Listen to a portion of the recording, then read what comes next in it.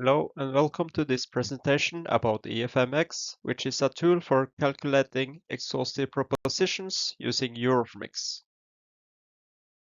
We have a paper online already, which is a preprint. It's not yet done with a peer review, and the paper may change when it's published. So here is a link to the paper. So as an overview, the tool is designed to calculate the LR weight of evidence using the exhaustive method from the paper written by Slaughton. In EFMex, we have applied equal priors for the sub-hypothesis. I'll come back to what that means later. EFMex is using the EFMex MLE approach, and it's very user-friendly. It's created as a Shiny app. In part A, this presentation, I will go through a fictive case example to demonstrate the method. In part B, I will show trends from simulation experiments.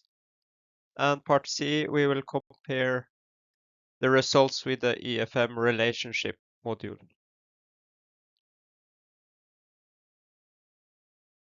So to install and use the tool, you will need to have EFMex installed beforehand. Here's a link how to install it. In addition, you also need the following R packages, and this can be installed by running these commands, and also the latest version of EFMex. To open the program, you need to write this command. As a fictive case example, we will consider a family of 5 members, parents and 3 children, where a father is suspected to have raped one of his children in a bed. And samples are taken from the bedsheet, and we are interested in knowing whether one of his child are contributors or not. So it's important to know here that we have the reference profile for all the members of the family. This is an example sample where we know the ground truth. The father with 30% contribution, the child 1 is 11% contribution, and we have an unrelated person with 60%. We don't have the profile of this person. So we will go through the case with the Shiny app. So I'll now present the Shiny app. So when you open the Shiny app first time, you will see this panel here. So this first load manual calculation you can ignore, because this is if you have an Excel file already with all the calculated values. We don't need that here. So what you need to do is to set the settings, the kit, the theta correction, the threshold, etc. These are the same as settings for the EFMex calculations. So by clicking set die,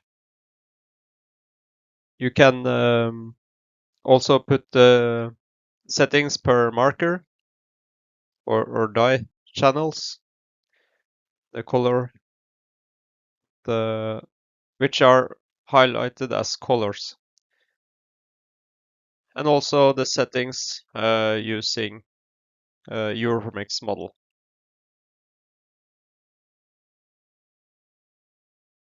So to import the data to the tool, you click to the data panel, and here you will need to include the frequency file first, and then also the evidence profile and the reference profiles. So, and these must be the same as the EFMex format. It's important to understand here that it's only possible with one file to import here. So if you have multiple profiles, you need to put all those into one file. Further, you can show the data by clicking show this button and show the tables and also the EPG profile. This last button is to enable the possibility to condition on references under both hypotheses in the calculations, or all hypotheses exactly. When you click that, after you have imported the references, you will get a list of which references you can condition on. In this exercise, we will not do that. So the last thing you need to do before the calculation is to specify the model and the hypothesis. That is the number of contributors you will need it to be set, and also the different model configurations as degradation, backward stutter, and forward stutter. These are all the same as in EFMex. And then when you have done that, you press calculate. So what's very nice is that you can see the progress of the calculations in the R console. We'll now go into the theory of the exhaustive LR approach. So the framework is followed by this paper of Slaughton, where all possible combination of sub-hypotheses are considered. So let's say we have a person of interest reference, which is our person of interest, whether it's a contributor, and under HP, this set is all sub-hypotheses which involves person of interest in combination with all the other references. Under HD, person of interest is not a contributor, and then it's all sub-hypotheses which does not involve person of interest. It's all the other possibilities, all combination of the references profiles, but not the person of interest. Then the LR is given by this formula, where the first part of the sum term is the evidence fit given the sub-hypothesis, and then the second part is prior for the sub-hypothesis. The implementation in EFMex is that this evidence fit is estimated by maximum likelihood estimation, and the second part, the prior for the sub-hypothesis, is assumed to be uniformly. So let's go back to the calculation. When we run the calculation, it's possible to see the progress in the R console, where we can see that each iteration corresponds to one of the calculated sub-hypotheses. And all these sub-calculations are used into the formula previously shown. So the number of sub-hypotheses will depend on the number of references you included, and the number of contributors also assumed. So we now got the results, and these are given on the log 10 scale. We first have the result of the conventional LR and then also the exhaustive LR. So we can see the conventional LR assumes that the simple hypothesis comparison, that it's the person of interest plus 2 unrelated unknowns versus 3 unrelated unknowns under HD. So these are the conventional. The exhaustive, however, are the formula previously shown.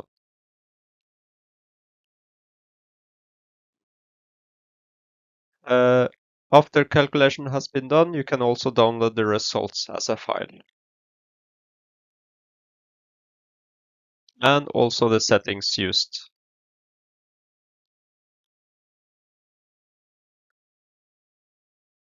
So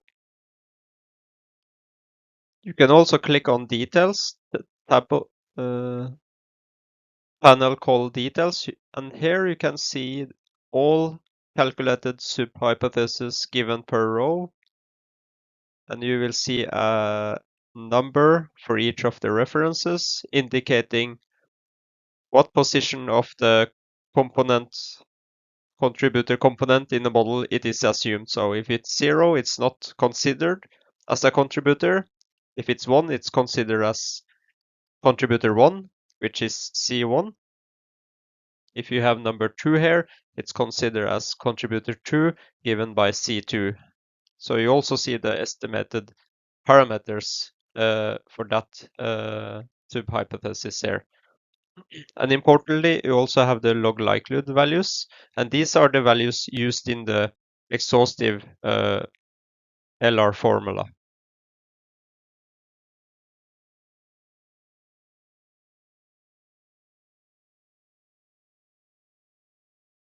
So it's important to understand that the exhaustive LR depends on which family references that are included.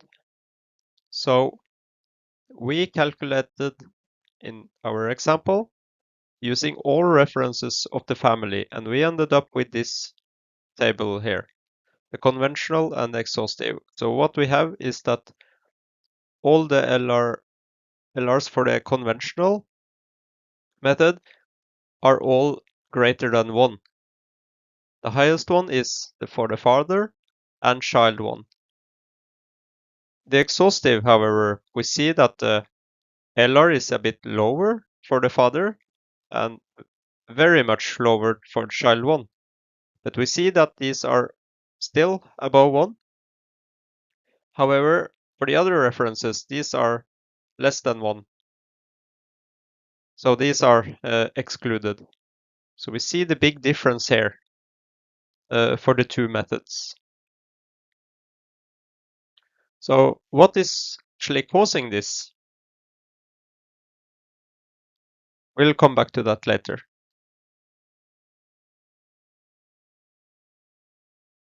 So what happens if we removed child 2 and child 3 from the references? We can see that the LR for the father is a bit higher, but for the child 1, it's still the same. Also, the mother is still the same. So there was not much effect here.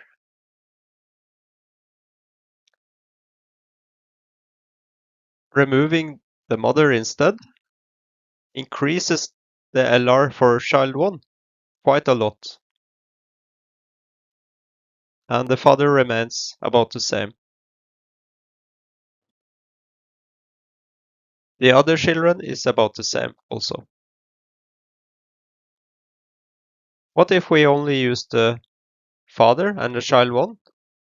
And these are the true contributors. We know that. What we see is that the LR increases even further for child 1 and the father. So what we saw previously is that there's an effect of which references was included. So this triggered a simulation experiment study, which were given in this paper, where we simulated with the ground truth. So what are the general trends? So what we did was to assume the same relationship of the contributors. Father and child 1 is contributor, and child 2 and child 3 and the mother are non-contributors. So what are the trends here? So what we can see here is that the conventional LR, which is the red one, is of course high for the true contributors, the father and child.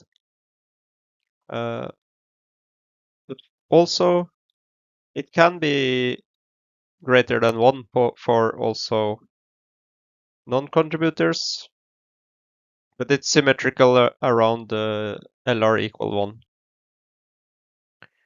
What about the exhaustive one? gave a LR less than 1, that is exclusion, when all family members were typed. So these were expected. So we can see that the method is able to exclude non-contributors better than the conventional method. So we also were interested in see the effect of having different references typed. So what we can see is that for the true contributors, that is father or child 1, it didn't matter which other combination of references that were typed. The LR was mostly stable and high. But for non-contributors, there could be an effect which references there were typed. And what we found here was that as following: the exhaustive LR are stable for true contributors, and the conventional LR is the one giving highest LR for the non-contributors. And typing more and more family members reduce the LR for non-contributors using the exhaustive method. We found that child 1 must be typed to get exhaustive LR for the mother, and the father and child 1 must both be typed to get exhaustive LR for child 2 and child 3 to always get exclusionary LR. And of course, having guarantee of having exclusionary LR depends also on the profile. So the results depends on the profile, and this is why we have a box plot on the results. Okay, so now we are going to present a strategy called the shaving method. It's also covered in the paper. So the point is that you first calculate the exhaustive LR using all the references you have typed. So what you do then is to keep only the references giving exhaustive LR greater than 1. And then you use those and you recalculate the exhaustive LR using only those references. We see here that father and child 1 had that greater LR than 1. And yeah, these are again calculated with the exhaustive method, and we can see that the exhaustive LR is higher than having more references in the first round.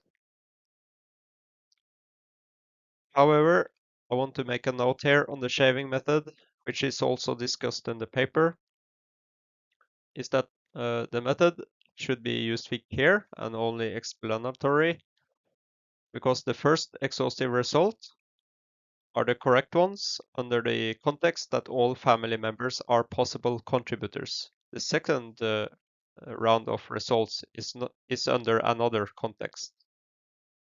That is that only father and child 1 can be contributors. The reduction of the LR of child 1 in the first round is due to model competition with the mother. It is that the mother and child 1 has quite same components, and they share a lot of alleles. So these are in conflict, and it makes the LR being reduced, while removing the mother profile increases the LR of the child. So the results of the shaving method, they can give also elevated LRs for non-contributors is if we have not typed one of the true contributors, or if the true contributor is shaved away in the first round. So there is less competition.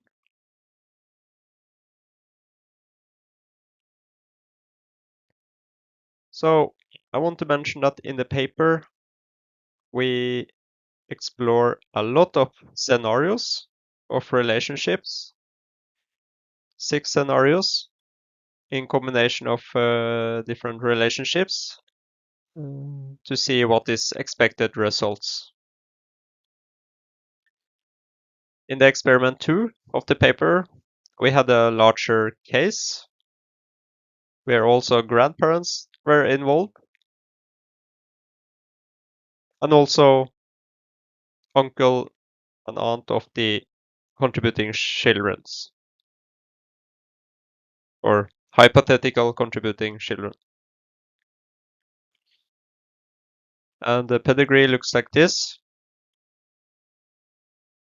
So as a conclusion, EFMex is effective for close relatedness cases and other high allele sharing scenarios because the exhaustive calculation, it's taking care of shared references by seeing which one is fitting best to the evidence.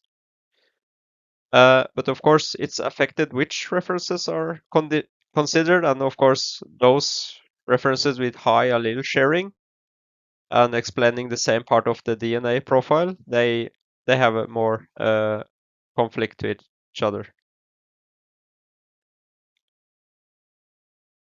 So our paper, it explored a lot of different familiar scenarios, which is typical for real cases.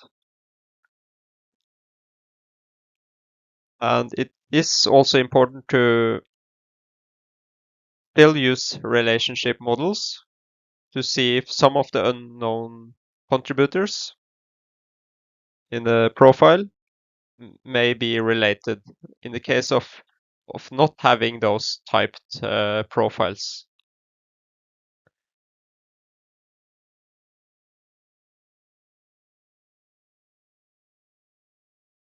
So part C, we will now show how to use EFMex with the relatedness module. So now we are back to the fictive case example. So in these situations, we will imagine that we are not having all the references of the family members. We are missing some, and we want to know uh, if it could be some relationship of the unknowns. So we will first start by questioning if it's not child one who is contributor, could it be any of the other children? So we put up the hypothesis that it's the father, the child one, which we also have the profile of, one unrelated, versus the father and another child of the father. So you need to put the EFMex specification as this, child to father. So what we obtained was LR, quite high LR actually, 10 to the power of 9. So it means it's more likely it is the child one than the another child. When we did not condition on the father, we had the LR reduced. So instead, if we say it's a sibling of the child, instead of uh, instead of saying it's a child of the father, we obtained quite much lower LRs. And this is because there is less restriction of the genotypes with this assumption. The siblings can have more diversity in the alleles than the relationship between a father and a child. So this is why we are less sure that it's the child one being contributor. hence the reduced LR. And also, if we did not condition on the father, the LR is close to neutral. And so it means that if we did not have the father profile, we could not really tell if it was child 1 or another sibling of the child.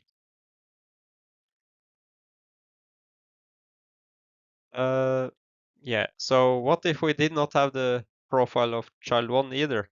So, but we have the father.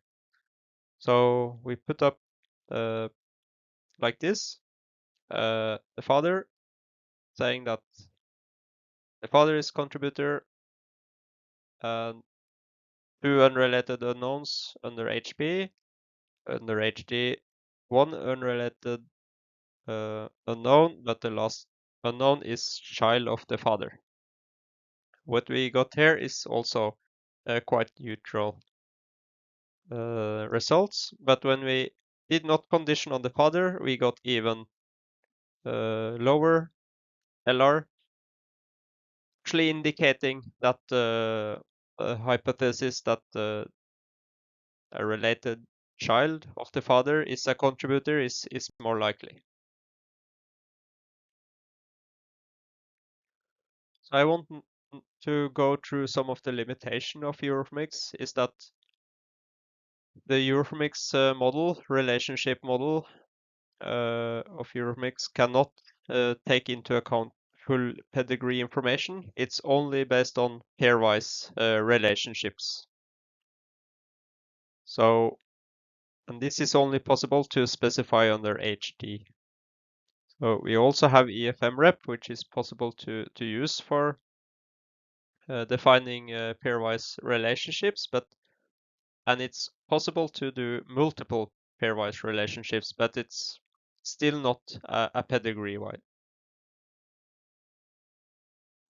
I want to highlight that other tools exist to do this, especially KinMix, which is also based on the pKite model, and also RelMix, which is using the qualitative information. It is useful to use this tool to explore relationships for the unknown contributors in the mixture. Okay, so there will be soon an update of EFMX 0.9 version, where most importantly, you can choose which method to show in addition to the conventional LR results, if it's exhaustive or GLR, and it's also possible to show LR results based on the shaving method directly. And last, it's possible to use a pre-filter of which references that are used in the exhaustive calculation based on the conventional LR equal 1. So those obtaining LR less than 1 with the conventional method will not be part of the rest of the sub-hypothesis combinations for the exhaustive calculations. So this can speed up if you have a lot of references included to the program. Last, there is also possible to make correction of the exhaustive LR. The reason was that the way it was implemented was not the theoretically correct one. So the correct one is to, when you have uniformly distributed priors, there will be a correction, a tiny correction, depending on the number of sub-hypotheses. But it will not be practical important. Okay, thank you so much.